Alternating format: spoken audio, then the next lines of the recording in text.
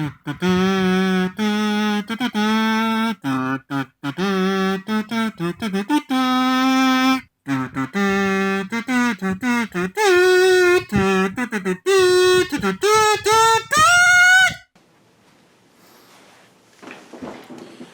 know this looks like the exact same room, but I swear it's a different one. So I saw The Rise of Skywalker, and it was really bad. And you'd think I'd be mad, but in actuality, I ended up feeling not much of anything.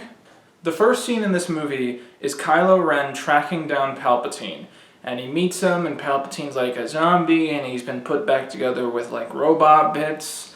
And he says to Kylo Ren, "You and I shall work together. You will be my new Darth Vader, and we're gonna do episode 6 again, except this time, it's gonna be bigger." And immediately, that represented to me everything that I didn't want Star Wars to be. It represented everything the sequel trilogy needed to avoid becoming in order to be worthwhile and stand alone. And it just didn't feel like a scene from a real Star Wars movie. But the thing is that this ended up being the perfect tone setter for the film, because it told me everything I needed to know about what this film was going to try and be, and how unsuccessful it was going to be at actually becoming that. So instead of continuing to care, during that opening scene, I did what Yoda suggested in episodes 3 and episodes 5. I allowed myself to become detached from my investment, and thus I didn't feel anger. I didn't feel any dark emotions. I just sat back in my chair and I laughed. I laughed a lot. Not at the parts I was supposed to laugh at, just in general. I didn't laugh all the time. I held it back a little to respect the other people in the theater. But pretty much the moment that the movie ended, when everyone else was applauding, I couldn't hold it in. I just stood up, ran out of the theater, and I started laughing. And I walked out of the parking lot in the freezing cold. I walked for a mile, laughing the whole time. People walking by must have thought I was a madman. And I don't know what I was laughing at. Was I laughing at how bad the movie was? A little bit. Was I laughing at sort of the cultural phenomenon which had evolved out of these movies, which turned out to be a total letdown? A lot, yeah. But maybe I was also laughing at myself. Or a version of myself that I could imagine who was invested in this film turning out to be something worthwhile. Or maybe, just maybe, I actually secretly still cared a whole lot, and laughing was just my coping mechanism. When I got out of the theater, I tweeted out something like, "That was so bad, I can't fucking believe it, I walked out of the theater laughing." And people didn't know if I was talking about Star Wars or cats, which I think is a funny parallel.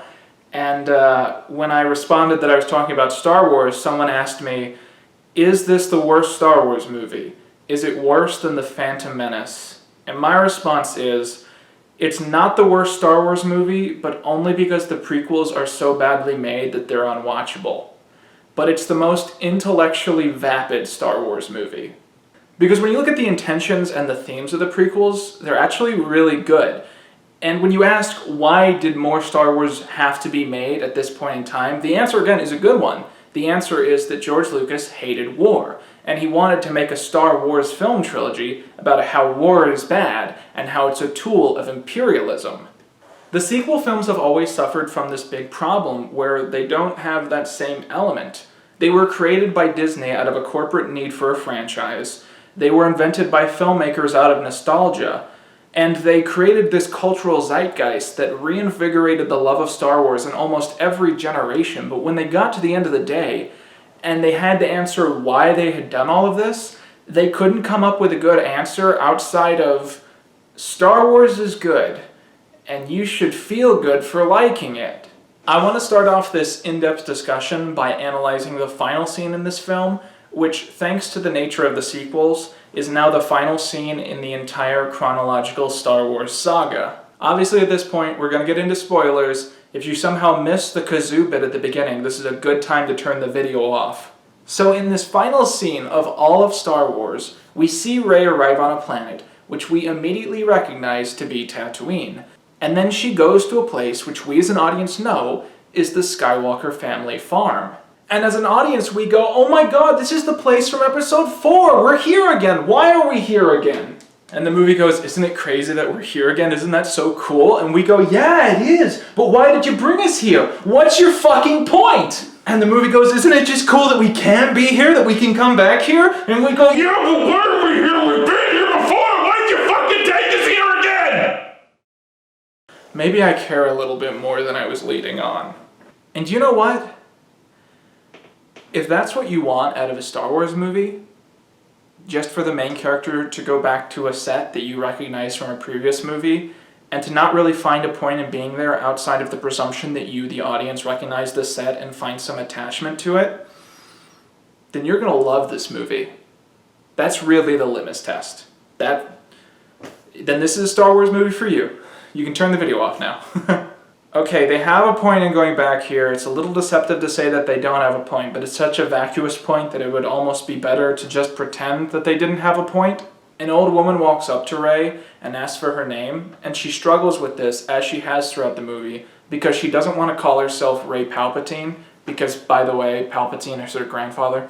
So she looks over at this home that she has no connection or relevance to as a character, and she decides she's going to choose it as her new home, and she says, "My name is Rey Skywalker." And then the credits roll. So basically, this is Rey saying, at the end of her journey, Luke was good, I consider myself to be like Luke, and thus I am good by proxy. I have two hot takes to say about this. One is pretty normal, and one is going to piss off the chuds. So we'll start with that one, and it's just got to be between me and you. So come here for a second, come here. Having a female lead define her importance exclusively through a male lead is bad writing. The second thing I have to say is that in a meta way, this moment is also the sequels defining their own worth, by saying, the original trilogy was good, I consider myself to be like the original trilogy, and thus, I am good by proxy. I want to talk about the biggest problems that I have with Star Wars as a franchise, which I sort of expected the sequel trilogy to fix. The first thing is big. There is one trilogy that people really like, the original trilogy, and all other Star Wars media exists to mirror and reflect that piece of content. The franchise's total identity has become, these three movies are good, let's tie into them. And that kind of ends up feeling limiting after a while. The second issue is that as the franchise has expanded and more elements have been added onto, certain moments from the original trilogy have been altered or ruined.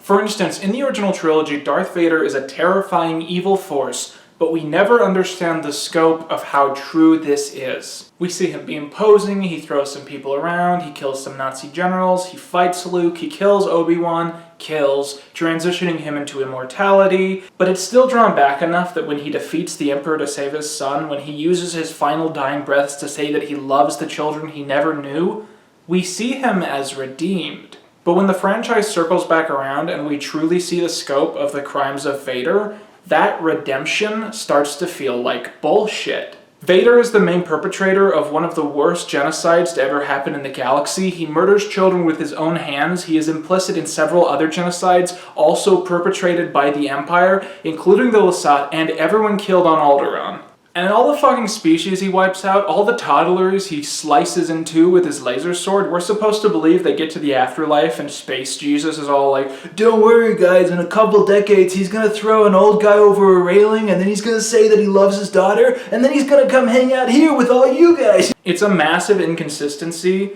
that we allow ourselves to buy into because we understand that the movies were not written in order and probably should not be viewed that way. My point is simply that had Vader's wider story arc actually been written in chronological order, it would have been bad writing.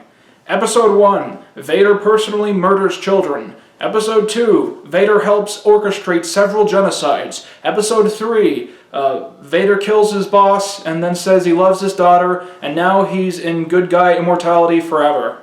But the other thing that the prequels do is rewrite the Jedi to not be fun, and I mean in ways other than the video essay I released a few days ago discussed. In the original trilogy, Luke has the Force because he's an audience surrogate, and the filmmaker wants you to believe that you can use the Force yourself. It's this vague magic that exists all around us that anyone can be trained to understand and use. In the prequels, Anakin can use the Force because his blood is better than yours. The Force is gifted exclusively to those with superior genes. If you can use the Force, you have to be related to another famous person who can also use the Force. This whole bloodline thing was introduced exclusively for the reveal that Darth Vader was Luke's father, but it's indirectly led to the mysticism of the Force being absolutely destroyed. It makes the Force not fun, not approachable, and on an intellectual level, a little overtly fashy. The plot of Episode 1 is the Jedi arrive on Tatooine, they see all these slaves, they see all this injustice, they decide not to do anything about it ever, but then they meet a boy who they find out has superior genes, and they decide they have to free him exclusively and recruit him into their order of people with superior genes as well, which is definitely not a cult. Do not call it a cult. Slavery is okay on the planet of Tatooine, but we will save this boy who has the superior head shape of the Jedi. My final problem with Star Wars was introduced by the movie The Force Awakens, which is a good film that still has this massive, massive franchise-destroying element. J.J. Abrams believed that the main appeal of Star Wars was cool reveals, like that Luke's father is Darth Vader. And so he wrote The Force Awakens not only to be a good standalone movie, but to also ask questions which would incentivize the audience to be invested in sequels answering said questions. Who are Rey's parents? Where did she get her superior Force genetics from? Where did Snoke come from? How is he connected to other bad guys in the franchise? Who are the Knights of Ren? He took all these mysteries that he did not have answers to, and he put them all in a box that he calls the mystery box. And then he kind of went, maybe in a sequel film someone will open the mystery box and you'll find out what's inside. And again, the mystery box is not only a core-defining aspect of why people like that movie, but also why they wanted more Star Wars films after that. But from my experience, the biggest question that most audience members walked away with from The Force Awakens was sort of a slow-burning one, where they went, wow, that was incredible! It was like Episode 4, but bigger. Why was it like Episode 4 but bigger? Why did it choose to be that? What did it accomplish with being that? Few other Star Wars films have literally just chosen to be a different Star Wars film but with a larger scale. What was the purpose of doing all that? Is this entire sequel franchise just going to be the original trilogy but on a bigger scale? And what makes me love The Last Jedi is that all of these qualms and more are addressed within the film, even if it's in a way that a lot of audience members did not appreciate. One of Rian Johnson's main points in the film is that the setup in The Force Awakens is kind of silly, because it gives out all these questions and all these mysteries for future movies to expand upon, but none of these questions can really be answered in a way that will satisfy the long hunger that the audiences had for them. There are no potential answers to any of these mystery box questions that don't sound inherently stupid when you say them out loud. Seriously, go watch some of those stupid how it should have ended animations that run through all the different options they could do. Like Rey is like, oh my god, Mace Windu is my uncle, oh! Imagine how out of left field it would have been if in The Last Jedi, during that big conclusion, Kylo had given the answer to Rey that he gives in Episode 9. He would have been like, yeah, your grandfather's Palpatine. And she would have been like, oh, I guess that's not really relevant to me or this situation. I'm sorry I was asking about let's work on what's happening in the movie right now. And the reason that none of these answers could possibly matter is that they have no effect on Rey or her friends or the plot of the films or the importance of the narrative or really anything. And more importantly, it doesn't answer the biggest question that the audience has in their mind, which is, what is the point of the sequel films? Is this all just going to be the original trilogy, but with better special effects? Is there going to be an actual point to the fact that I've become invested in all of these movies? And Johnson answers all of these questions by subverting the audience's expectations. Kylo Ren goes from the Anakin Skywalker figure waiting to be redeemed to the Palpatine figure. The mass murderer whose motivations are exclusively that he's hungry for power. This is something even his own mother admits. Ben Solo is dead. There is no going back. Any attempt to redeem him would be an insult to the impossibly high amount of people that he has personally slain for no motivation outside of his own greed. Rey realizes that she has no family other than her friends, and that that's okay, because she can continue fighting for good without trying to protect some sort of personal legacy. Through this, the mysticism of the Jedi is reborn again. Anyone can be a Jedi. You can be a Jedi, I can be a Jedi, Broom Boy can be a Jedi. That's the point of that scene. It's a beautiful moment. We have a more interesting bad guy.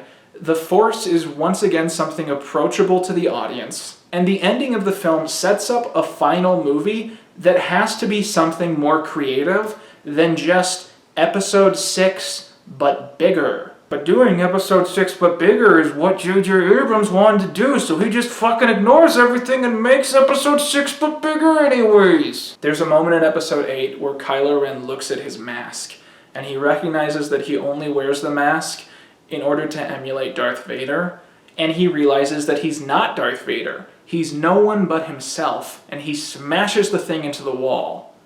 And this represents him and the trilogy becoming individualized, their own separate entities. And then at the start of Episode 9, Kylo Ren pulls all the pieces to his mask out of his junk drawer and super glues them back together and puts the mask back on. I feel this is the most clear metaphor for what Episode 9 is in relation to Episode 8.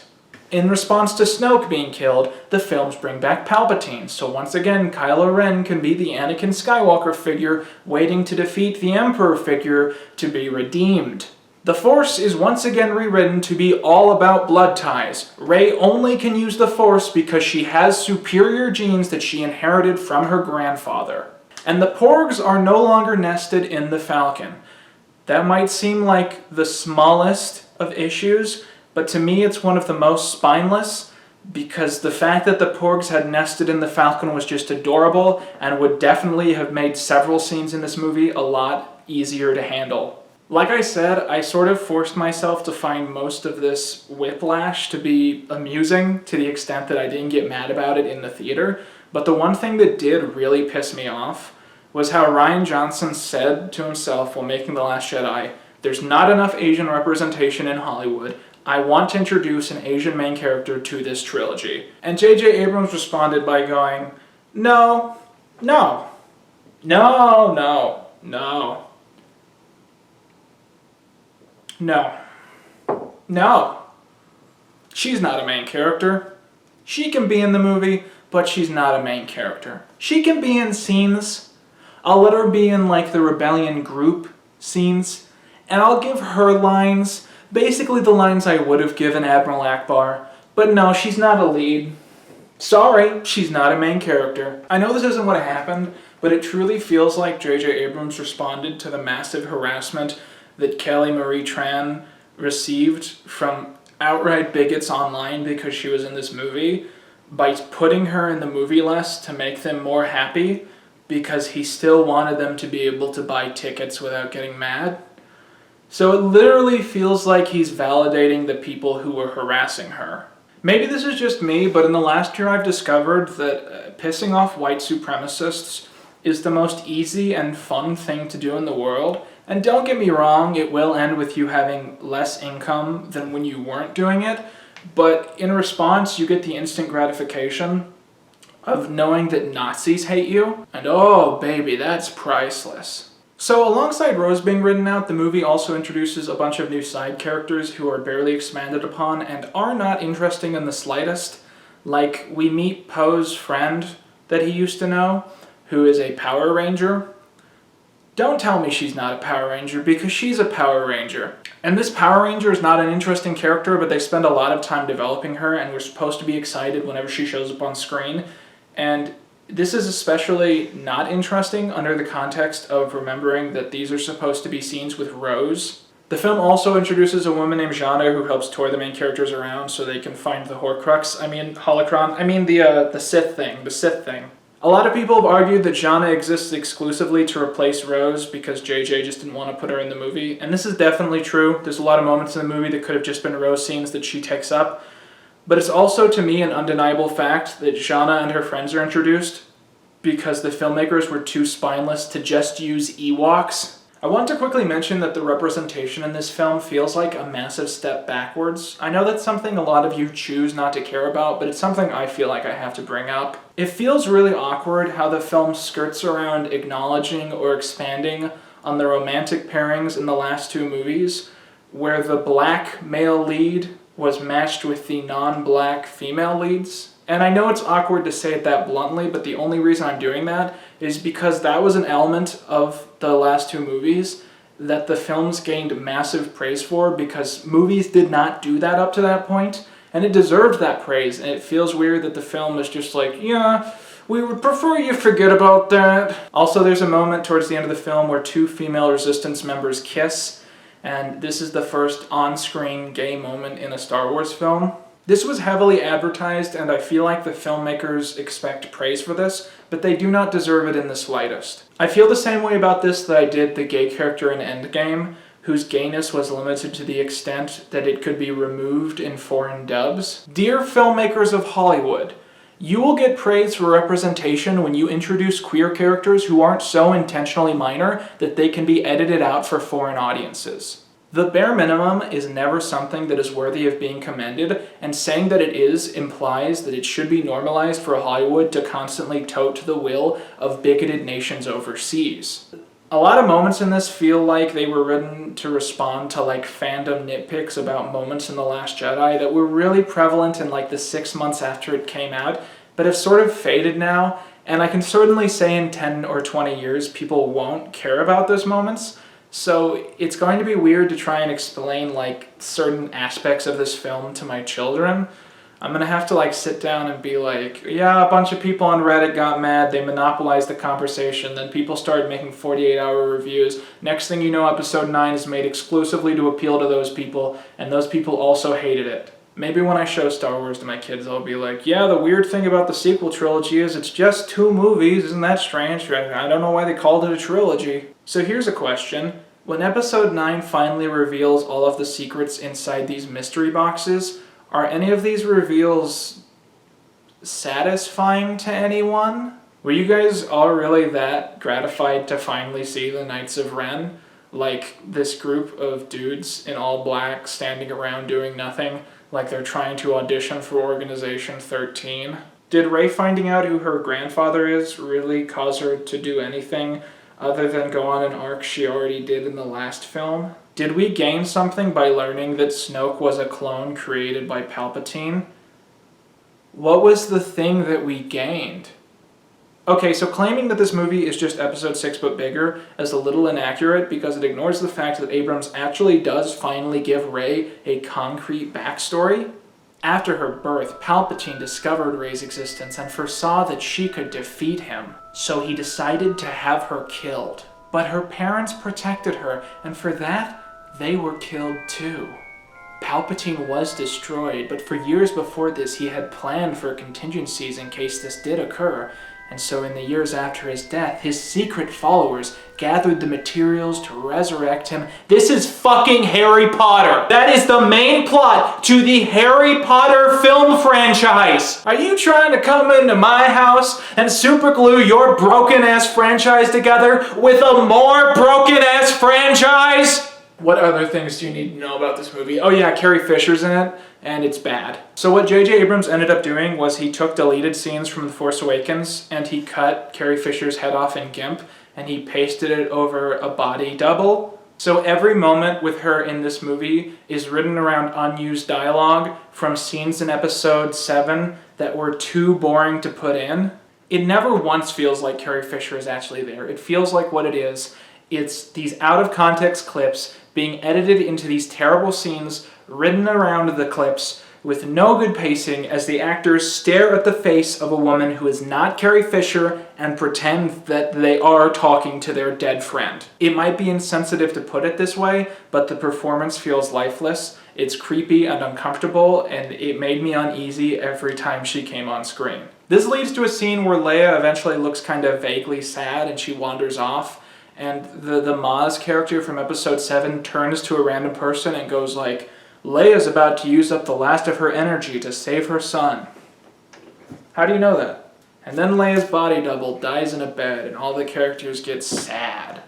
This triggers Kylo Ren to reevaluate all the choices that led him to the dark side, and as the spirit memory of Han Solo revisits him at this moment, he allows Ben Solo to be reborn, and Kylo Ren dies. Man, I bet the War Crimes Tribunal is gonna love that defense. The Rebellion and Rey figure out what Palpatine is. They all arrive to try and fight Palpatine's final order. And then Palpatine opens the ceiling of his cave to show Rey all of her friends almost dying at the hands of the final order. And he says, "You have to kill me, strike me down, become a Sith, take my throne." And this is clearly supposed to be another mimic of a scene from episode 6, where Palpatine shows Luke his friends being massacred, and he says, "You should try and get revenge on me and give in to the dark side of your emotions." But Palpatine's appeal in this movie is an appeal to Rey's willingness to do good to save her friends, so it's not... So it's missing the point of Palpatine entirely. Like, Rey killing Palpatine to save her friends would be exactly the same as Darth Vader killing Palpatine to save his son. I don't know how to explain this better. Anyways, the point of the scene is you can't kill Hitler because that makes you Hitler. Ben Solo and Rey arrive and try and fight the Emperor, but the Emperor sucks the life force out of them and uses this to regrow all the parts of his body, and the Emperor is reborn in this moment. As you guys know, I just did a big video essay about Palpatine, so I feel like I know how Palpatine should be written, and Palpatine never reminds me of Palpatine in this movie. He reminds me of Voldemort. Voldemort is the main bad guy in this film. He acts like Voldemort, he does Voldemorty things. That's what the film is. So then Rey starts meditating and she asks all the Jedi of the past to speak to her. And then we zoom into space and we hear a bunch of Jedi talk to her as a fan servicey moment. We hear Anakin, which I think is JJ's way of still having Anakin involved in the defeat of Palpatine, even if in a pathetically limited way. And we hear all these voices from the cartoons, which is neat. We also hear Ahsoka, which I feel like was a big selling point of this scene.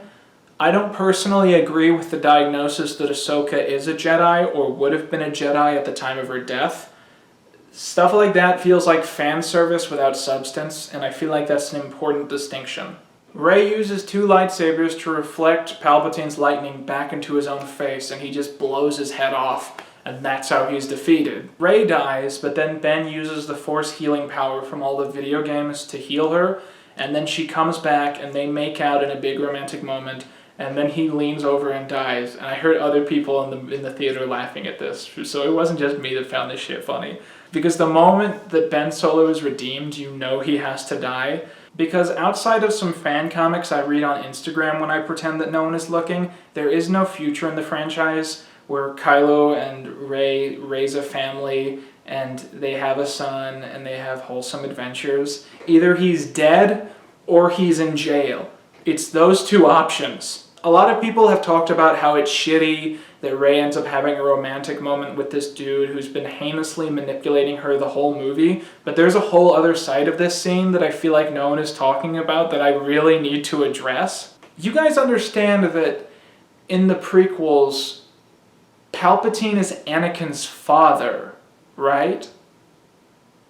In episode 1, we're told that Anakin's mother, Shmi, had a virgin birth. There was no father. And this, coupled with the boy's abilities, leads the Jedi to presume that he is the chosen one, created by the Force to do good.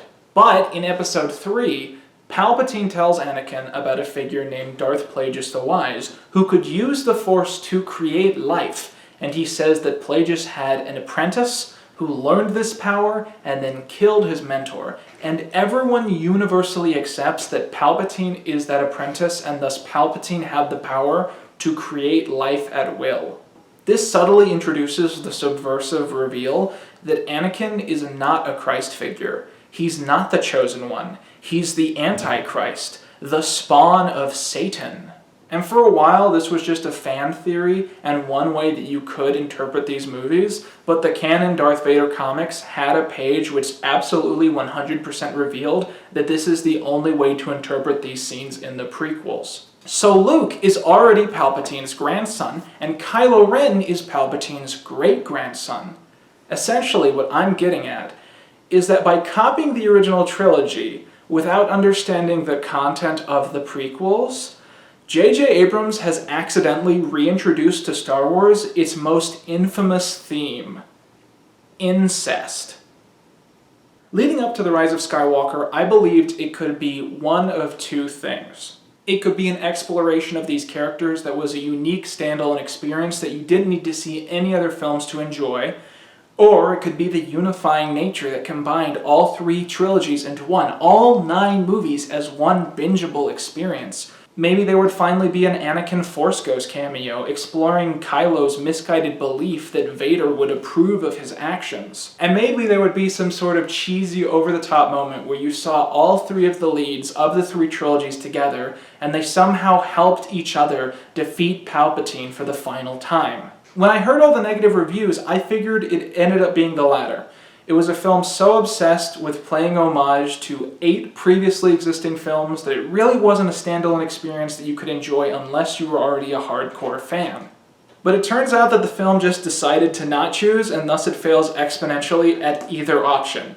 It does a bad job of exploring the arcs of Ben and Rey, and it really doesn't do any sort of job of exploring any characters outside of that. It literally forgets about whole scenes it introduces exploring those characters, and most importantly, it seems to find its value exclusively through its comparisons to pre-existing material in episodes 4, 5, and 6. It also potentially ruins the point of episodes 1 through 6. You can look at the Palpatine story element in 2 different ways.